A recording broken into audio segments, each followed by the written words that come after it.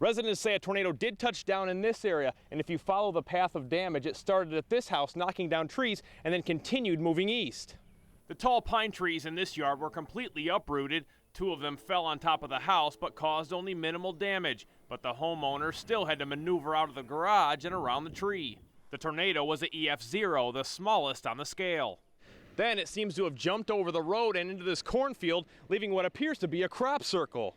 The bent stalks of corn are isolated in the center of the field, indicating the funnel was indeed hopping through the town. It only lasted about 100 yards, but 75-mile-per-hour winds continued, heading east to the home of Robert Gangwer.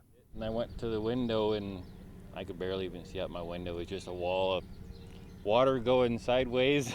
Robert has lived in this town for 10 years and says the power of this storm was a first for him. That was the worst I've ever seen it. But he says he barely even had time to be frightened. I was ready to run down in the basement, but the time I thought of it, it was over. It only lasted about 15 seconds. The storm quickly moved down the road, leaving splintered trees and branches in its wake and knocking down at least one power line.